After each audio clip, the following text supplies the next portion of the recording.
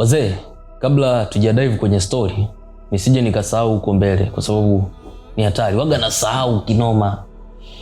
Bata boy ne waga anikumbushi.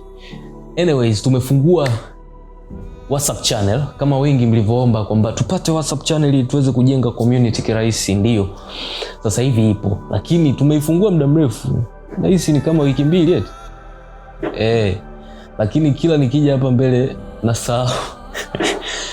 Kwa nimeweka link hapo kwenye comment. Comment ya kwanza kabisa ina link ya WhatsApp channel. Kwa hiyo gusa hiyo ikupeleke kwenye group letu la channel ya WhatsApp ili uwe unapata infos tofauti tukitoa tamko, labda kuna taarifa yoyote, video inatoka saa ngapi, kuna video imetoka, link tunatoa pale. Kwa unakuwa mtu wa kwanza kabisa na unazidi kujiconnect, tunazidi kutengeneza kakijiji ketu. Kwa hiyo make sure unagonga link hapo kwenye comment ili uweze kwenda kujoin community ya Nachitory Stories. Karibu. Imagine uko zako chumbani, ghafla mtu anakupigia simu kwa namba ngeni na huyo mtu haumjui. Hata baada ya kuisikiliza sauti yake au kuweza kumtambua, anakuambia anataka umfungulie mlango. Unamuuliza wewe nani bana? Hakujibu. Unaamua kukausha, hauendi. Unaona labda tu ni mtu anayekujua afu anataka kukufanyia utani. Baada ya muda kidogo anakupigia tena. Anasema unaona basi hebu ngoja nimpokelee. Hapo hapo anakuita kwa jina lako kisha anakuambia njoo unifungulie. Unatoka ndani, unaenda kuangalia sasa nje huyo ni nani. Kufika mlangoni ukuti mtu ni peupe. Unarudi zako ndani. Mara anapiga tena kwa mara ya tatu. Yule mtu anakuambia anagonga kengele anataka umfungulie. Unaona huyu jamaa mshenzi nini? Kwa sababu mimi nimetoka hapo afu sijaona mtu, inakuaje tena? Dakika hiyo kengele inatoa sauti. Kumaanisha pale mlangoni ambapo wewe ulitoka afu ukaona hakuna mtu, sasa hivi kuna mtu mzee. Sasa swali, huyo mtu ni nani?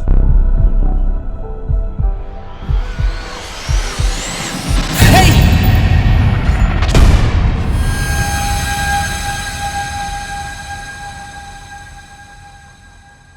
Another day, another story. Kaa kwa kutulia hapo ulipo ili upate burudani. Lakini kabla tujaendelea na story ya leo, ikiwa wewe ni mpenzi wa story za kipekee kama hizi zenye maudhui ya kusisimua, basi hapa Nachitory ndio sehemu sahihi. Hakikisha tayari umesha like hii video, umesubscribe kwenye hii channel, lakini pia usisahau kuacha maoni yako baada ya kumaliza hii story ya leo. Na kubwa zaidi, usisahau kushare kwa ndugu jamaa na marafiki ambao pia wanapenda story kama hizi ili tuweze kujikusanya tuwe kijiji. Salmini alizaliwa peke yake, hana kaka, dada wala binamu mwingine wa kumuita mdogo wangu.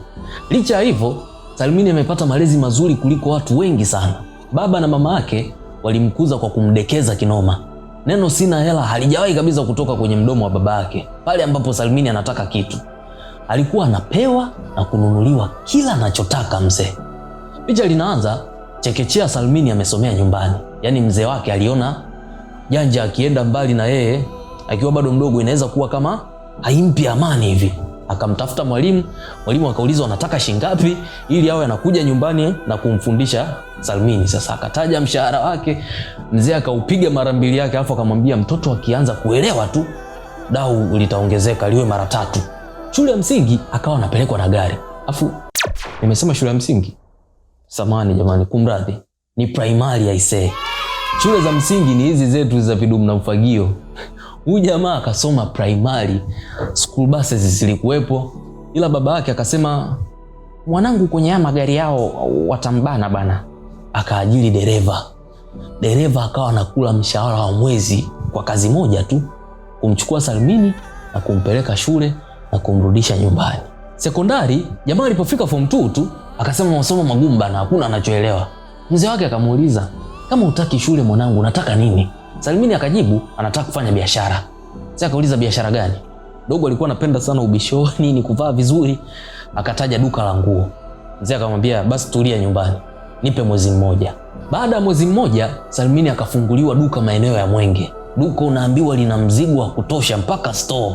Nguo za kike, nguo za kiume, pamba za kutosha mzee wa kazi.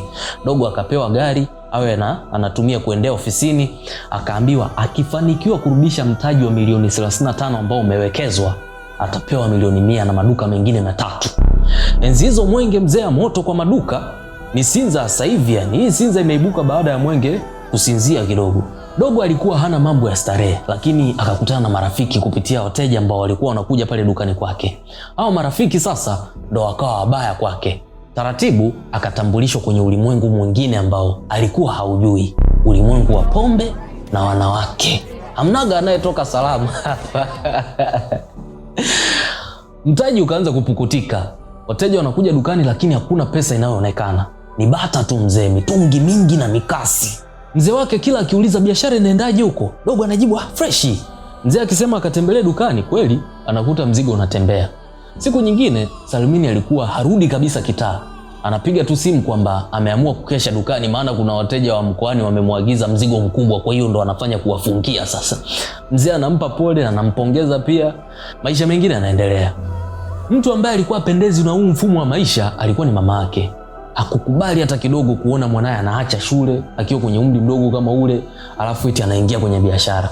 Lakini mzee alimkingia kifua. Alikuwa anatetea na kusema kwamba hata yeye kama asingeingiaga kwenye biashara wakati alipokuwa mdogo, asingepata mafanikio makubwa kama haya.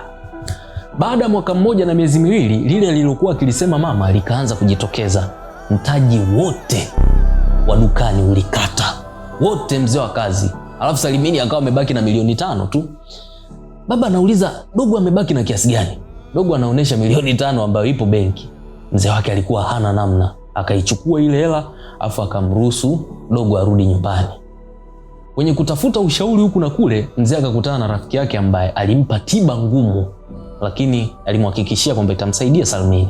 Alimwelekeza ampe milioni 20, alafu amfukuze nyumbani akaanze maisha mwenyewe. Akishindwa kuitunza hiyo hela, basi ubaba unatakiwa uishie hapo hapo. Ushauri ulikuwa ni mgumu kweli kichwani kwa baba yake Salmini, kwa sababu alikuwa anampenda sana mwanae. Kwa hiyo aliukataa. Yaani amtoe mwanae akateseke kisa kupoteza milioni 20 sio 30. Hapana. Akaendelea kuishi naye pale pale nyumbani kwa kumpa kila anachotaka. Sasa kama unavyojua tabia ni kama ngozi tu. Salmini alikuwa ameshaingia kwenye ulimwengu wa mitungi na mikasi. Mwanzo alivyokuwa na kazi dukani kwake, alikuwa anaingia viwanja alafu mzee wake ajui lolote kwa sababu alikuwa nadhani yuko kazini. Sasa hivi yuko nyumbani, analala, anaamka na kushinda kitaa. Dogo kujizuia naye akashindwa. Si unajua tena mazoea. Taratibu akawa anavizia mchana, baba yake ameenda kazini na mama yake naye akiwa hayupo. Dogo alikuwa anachomoka anaenda zake kupiga misele, alafu anatega saa yake. Kabla ya mida wazazi wake kurudi, yeye anakuwa ameshaingia nyumbani. Wazazi wake wakiwa wanaenda kazini, pale nyumbani huwa wanaacha watu, lakini bado ilikuwa haitoshi. Maana ni wafanyakazi tu, alafu kwa namna walivyoelekezwa, wanatakiwa kumsikiliza Dogo. Walikuwa hawana mamlaka ya kumzuia kwa lolote lile. Ratiba ya kutoka kwenda kula bata ilimnogea. Salmini akapata akili nyingine ya kuchukua wachumba na kuwaleta nyumbani kwao. Anawaleta, wanaponda bata, wanakula raha. Mida ikikaribia, anawatoa kama wezi. Anawaweka sawa mazingira pale ili wazazi wake wasijue chochote kinachoendelea. Sasa wikendi moja, baba yake alimuita jamaa akamwambia amepata safari ya kikazi kwenda Zanzibar. Mzee akamwambia itabidi aende na bi mkubwa wake na watatumia private jet ili kuepusha usumbufu hapa na pale, maboti sijui mara kutapika. Dogo akawaaga, akajifanya anasikitika nini pale. Kumbe kichwani amepanga jambo lake, yani uhuru wa manyani hiyo inaitwa. Kweli bwana, baada ya risali moja tu wazazi wake kutoka pale nyumbani, mchizi akapigia simu masela wake wa starehe. Akaagiza waje na bebe kali nyingi pamoja na nyagi za kutosha. Ikiwezekana hata hizo bebe wanazokuja nazo zisije na nguo, maana weekend itakuwa ndefu kinoma. Mitungi, lanchi, mikasi, weekend ya kula bata mzee wa kazi mpaka kuku waone wivu. Washikaji kweli bana wakaibuka, ngoma zikaanza kuchapa mule ndani. Si unajua tena majumba makubwa haya, ukipiga mziki unakuwa unaingia mpaka kwenye roho mzee wa kazi. Lakini kabla hata burudani hazijachukua masaa mengi, Salmini akapigiwa simu na Anko Juma. Anko Juma ni kaka wa mama yake Salmini. Anko Juma alipiga simu huko analia kishenzi, akamwambia Salmini kwamba wazazi wake wamefariki. Ndege waliokuwa wamepanda imeanguka. Wao pamoja na rubani waliokuwa naye hakuna aliyepatikana mpaka muda huu, kwa sababu ndege ilizama kwenye maji. Yani katikati ya burudani shangwe, Salmini alipokea taarifa ya huzuni na masikitiko makubwa, akapoa. Kwa hiyo akawaondoa wanae, akabaki peke yake akalia sana. Msiba ukafanyika kuanzia jioni hapo hapo nyumbani. Ulikuwa ni mkusanyiko tu wa ndugu kama 10 hivi ambao walikosa namna ya kufanya mazishi. Miili bado ilikuwa haijapatikana. Dogo alikuwa kwenye kilio kikali sana kwa sababu nguzo zake zilikuwa zimeondoka. Na kweli ziliondoka mzee wa kazi, kwa sababu baada ya wiki 2 tu dogo akawa elewi hela anatoa wapi. Alishazoea kupewa, anatumia, zikiisha anaomba tena, anapewa, anatumia. Sasa zimeisha na wakumpa hayupo. Janja anachukua simu, anampigia Anko Juma. Anko Juma anajibu kwa mkato kabisa, wazazi wako walikuwa wana hela, ila walikuwa kama vile hawanioni hivi, hebu achana mimi dogo. Simu inakatwa. Tukumbuke huyu Salmini ni mdogo, hata umri wa kumaliza form 4 bado alikuwa hajaufikia. Akili yake ilipevukia kwenye starehe, sio kwenye kuzikubali changamoto. Wakati anawaza namna ya kupata hela, akapata wazo la kuuza gari. Kwenye parking yao bana, kuna magari 5 ya thamani vibaya mno. Dogo akalipiga picha moja, picha nzuri kabisa, kwa sababu huwa anaona watu wanatangaza vitu mtandaoni, na akachukua picha zile gari akaziposti Facebook. Haijaisha hata lisaa, dogo akapokea simu kutoka kwa namba ngeni. Kadhani labda ni mteja, kwa sababu kwenye zile picha alizoposti aliweka na namba yake pia. Lakini hakuwa mteja, ilikuwa ni simu kutoka kwenye kampuni ya mikopo. Ilijitambulisha na ikaeleza kwamba baba yake alichukua mkopo kutokea benki kupitia kampuni. Dhamana ambazo aliziweka ni nyumba na magari yake yote anayomiliki. Muda wa kulipa umefika, mkopaji hayupo, hivyo kampuni italazimika kuchukua mali zote zilizowekwa kwenye dhamana. Salmini kusikia hivyo haraka akawahi kuzifuta zile picha na tangazo huko mtandaoni, akafuta. Na kampuni ambayo ilipiga simu haikutaka kupoteza muda mzee wa kazi, unaambiwa kesho yake tu mzee. Wakaja kuyasomba magari yote na wakaondoka nayo. Uwanja ukabaki mweupe. Wakasema nyumba wanatoa miezi hii 3, baada hapo nayo wataichukua. Salmini alikuwa hana la kufanya. Labda angekuwa ni mtoto ambaye baba yake huwa anamtembeza kwa ndugu mbalimbali, basi angeweza kuwajua na kujaribu hata kwenda kualilia shida, lakini hana ndugu anayemjua. Ni kizungumkuti mzee wa kazi. Akiwa haelewi afanye nini, akapata wazo lingine la ajabu. Ni wazo la ajabu na la kijinga kabisa, tuseme tu hivyo. Ila ndo hivyo tena, ubongo wake ulikuwa hauna uwezo wa kupambana na heka. Yaani from nowhere Salmini akaanza kufikiria kuhusu Freemason. Akataka ajiunge Freemason kwa sababu amewahi kusikia kuna hela za bure na rahisi sana kuzipata. Alafu hayo si ndo malezi ambayo marehemu baba yake alikuwa anampa. Malezi yani yale pesa ni rahisi kupatikana. Yani dogo yeye hajui kabisa kuhusu issue ya kuhangaika ili mpate pesa. Hilo jambo yeye alitambui. Anachojua yeye ni kuomba hela tu na kupata. Kwa hiyo alichoamua kufanya ni kutumia njia ile ile ya mitandao. Mwanzoni aliposti kuhusu gari akafuta. Basi na maombi ya kujiunga Freemason akaona yaweke huko Facebook. Salmini kwa akili zake na hiari yake akakaa chini na akaandika, nataka kujiunga Freemason, nani anaweza kunisaidia? Tap, akaposti. Alafu akatulia. Ile posti ilikuwa na tofauti na ile ya mwanzo. Ya kwanza silikuwa ni tangazo tu, kwa hiyo likes na comments zikawa chache. Hii posti ya pili, kwa sababu kuna namna ilikuwa imegusa moja kwa moja hisia za marafiki zake wa humo mtandaoni Facebook, basi engagement ikawa kubwa mno. Comments za kila aina mzee wa kazi. Ila nyingi zilikuwa ni za kumfanyia utani, nyingine za kumkanya asije akafanya hivyo. Alafu kwa miaka ile ukisikia neno Freemason mtu analitaja hivi mpaka moyo wake unatetemeka, ujue ilikuwa ni miaka ambayo inaamini kinoma kuhusu hiki kitu. Yani uiambii kitu ikakuelewa kirahisi. Yani useme mimi Freemason sijui jicho la tatu alafu watu wakuchekee. Acha wewe, acha kabisa. Enzi hizo kwanza unaambiwa timu za mpira hizi, sijui makampuni ya soda, wasanii wakubwa, wote walikuwa wameshabandikwa Freemason. Kwa hiyo ile posti ya Salmini ikatembea kinoma, zikaanza sasa kuingia simu kutoka maeneo mbalimbali, kutoka kwa ndugu. Sasa wengine, nataka ufute ile posti, futa haraka. Mashangazi nao wakubaki nyuma, unaambiwa wakaanza kumwambia, kama mimi ndo niliyemnywesha uji na kumchambisha babako nikamfunga na nepi, naomba ufute ule upuuzi wako mtandaoni haraka sana. Sasa unajiuliza, shangazi simu tu ya tochi hajui kuitumia, yuko kijijini huko, habari ya posti iliyopo Facebook umemfikiaje? Sasa licha ya mikwara, laana, kufokewa sijui nini, Salmini aliyezaliwa na kukua kwenye maisha ya kuamua kile anachotaka yeye, hakubadilisha mawazo yake wala ile posti ya kuhangaika kuifuta. Janja alikula buyu tu. Tena akaingia zake kulala. Usiku akakaa zake sebleni, akawa anakula huku anaangalia TV. Mtu anaweza kujiuliza, umesema Salmini hela zimemuishia, sasa anaishije? Mwana Nachitore, nataka uelewe kuwa level za kusema nimeishiwa hela hapa duniani huwa hazilingani. Wakati wewe ukibaki na 5,000 mfukoni unasema sina hela, kuna mwenzako akibaki na 500,000 akili inavurugika, anakosa amani kabisa na hata usingizi anaweza asipate. Sasa Salmini alishazoea kukaa na hela nyingi mfukoni. Wakati kutaka kuuza gari nini, kwenye akiba yake alikuwa na kama 900,000 hivi na chenchi kadhalika. Kwa hiyo zilikuwa ni hela zinatosha kabisa kumsukuma kwenye maisha. Kumbuka kwamba amezaliwa peke yake ndani ya ile nyumba. Ukiacha wazazi wake ambao hawapo tena, kulikuwa kuna wafanyakazi. Sasa nao pia walivyoona dogo anazingua sana wakasepa. Kwa hiyo mule ndani ya ile nyumba akawa amebaki peke yake tu.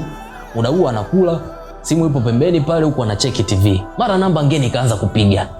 Siku hiyo namba ngeni zilikuwa zimempigia nyingi tu. Alafu wote wakawa ni ndugu zake ambao walitaka ile posti ishushwe. Kwa hiyo akaona ni wale tu. Akaipokea bila wasiwasi wowote, akaiweka sikioni. Sauti ya kiume ikamuita, "Salmini." Akaitikia huku anatafuna, "Naam." Sauti nzito ikasema, "Nipo mlangoni, njoo nifungulie hapa." Hapo sasa akaacha kutafuna, akahisi labda hajasikia vizuri. Akasema, "Mlangoni?" Akajibiwa, "Ndio." Salmini ikabidi aulize, "We nani? Anko Juma?" Alidhani labda ni ule mjomba wake ambaye alimtolea nje mapema. Sauti ikajibu, "Hapana, mimi ni Freemason." Usikia hivyo, Salmini akacheka. Kisha akauliza kimatani, "Freemason?" Sauti ikajibu, "Ndio, au hauko tayari?" Salmini akaona huyu mtu aliyompigia simu huyu anataka kumzingua wakati anaweza akajua kama ni ukweli au uongo. Akakata simu afu akampigia Masai. Masai ni mlinzi wa getini kwao. Huyu ndo mfanyakazi pekee aliyekuwa amebaki kwa sababu mshahara wake huo unalipwa kwa miezi 6. Tena kupitia kampuni ambayo inamsimamia. Kwa hiyo bado alikuwa anatumikia mkataba. Masai akapokea, "Ndio bosi." Salmini akauliza moja kwa moja, "Eti getini umepokea mgeni yoyote hapa?" Masai akajibu, "Hapana bosi. Sijapokea mgeni yoyote ile." Salmini akasema, "Sawa, asante." Akahesabu tu yule anayempigia simu ameamua kumfanyia utani. Mara simu ikaanza kuita tena. Namba ile ile iliyotoka kumpigia ndani ya muda mfupi. Salmini akaichukua, akaipokea na kuanza kufoka. "Oya kausha nakula basi. Alafu mimi utani wako siutaki bana." Sauti upande wa pili ikacheka. "Utani? Salmini unasema utani? Sisi Freemason hatuna utani Salmini." Salmini akamtukana jamaa, tusi zito siwezi kusema hii. Hapo jamaa akamjibu na kugongea kengele Salmini, "Nifungulie." Kweli kengele muda huo ikalia, ngiling ngiling ngiling ngiling. Ilikuwa ni sauti ya kengele ambayo ipo mlangoni mwao. Si unajua tena matajiri. Salmini hapo akakata simu. Akamrudia tena Masai akampigia. Masai akapokea. Salmini akamuuliza yuko wapi? Masai akajibu, "Niko getini." Salmini akauliza tena kwa mara nyingine kama kuna mtu mwingine ameingia. Masai akamjibu, "Tangu alivyozungumza hajaona mtu akiingia hapo." Lakini pia Masai akamwambia Salmini kwamba kama kuna mtu angekuja basi angempigia simu kabla hajamruhusu. Haya majibu yalikuwa yanamchanganya Salmini kwa sababu mlangoni kuna mtu amebonyeza kengele, alafu Masai anamwambia huko getini hajaona mtu yoyote akiingia, na kama kuna mtu angeingia basi angempigia simu.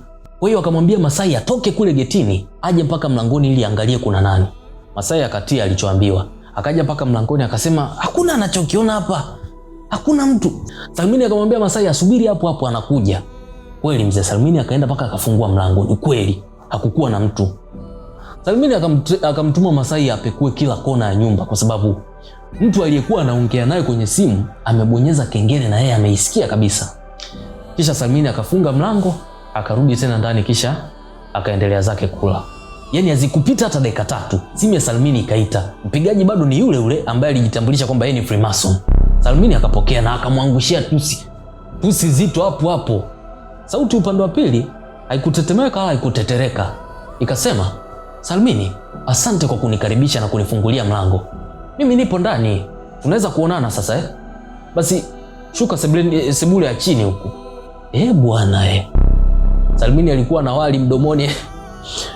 Ulibadilika ladha ukawa mchungu.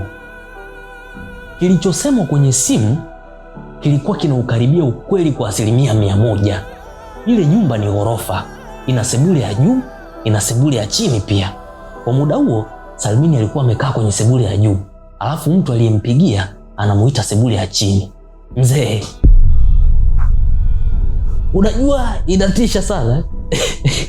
Yaani uko ndani peke yako, alafu mtu anakuita uje sehemu fulani ya umo ndani.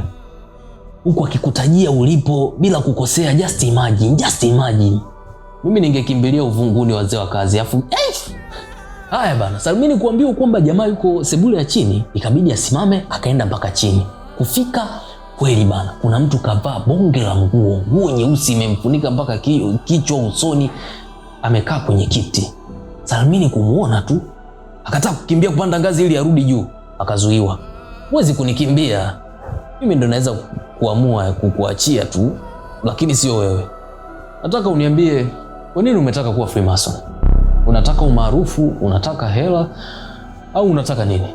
Paka dakika hiyo Salmini akaanza kujutia kile ambacho alikiposti mtandaoni. Akaanza kulia kuwa hataki kitu, anaomba tu asamehewe. Ila yule mtu hakutaka kumwacha, akaendelea kuongea. Hakuna hela rahisi Salmini, hela zote ni ngumu. Kila mafanikio yanahitaji sadaka, na hata huku kwetu, huku pia tunahitaji sadaka. Tunahitaji sadaka za damu.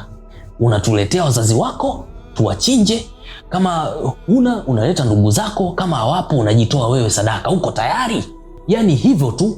Yule mtu alijifunika, alivyokuwa anaongea Salmini alijikojolea pale, yani mzee wa kazi, sio poa.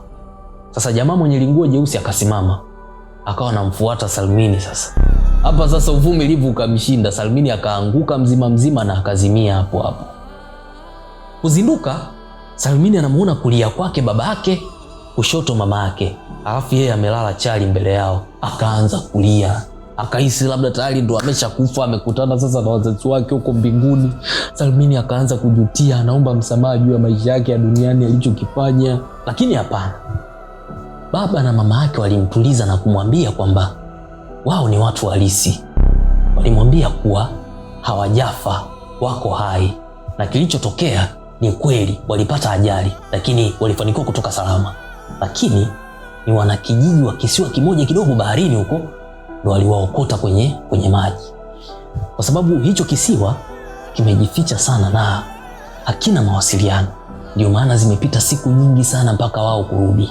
Salmini akawakumbatia wazazi wake kwa nguvu, akaanza kulia kwamba anataka shule. Babake akiwa amekumbatiana naye vile akawa na tabasamu ambalo halikufutika mpaka alipotoka nje. Huko akatoa simu yake na akampigia mtu mmoja anaitwa Anko Juma. Baba akaanza kuongea, akasema, asante kwa kazi yako, naona analilia shule sasa, hakika tumefanikiwa, Mungu akubariki sana. Kisha simu ikakatwa. Kazi yako? Kuna kitu hapa tumeachwa. Kazi gani? Kumbe bwana, kile kipindi ambacho Salmini anaingiza wanawake na pombe ndani kwao wakati wazee wake wameenda kazini, mzee wake alikuwa anaona kila kitu bwana kupitia CCTV kamera. Alikuwa amezifunga kwa siri vibaya sana, pesa siipo. Kwa hiyo wazazi wakapatana Salmini apewe funzo. Wakatunga safari ya uongo. Ikaletwa habari ya kifo chao ya uongo. Hata pale ambapo Salmini alitaka kuliuza lile gari, ile simu sijui ya kampuni ya mikopo, sijui hakuna cha kampuni wala nini wala mkopo wowote.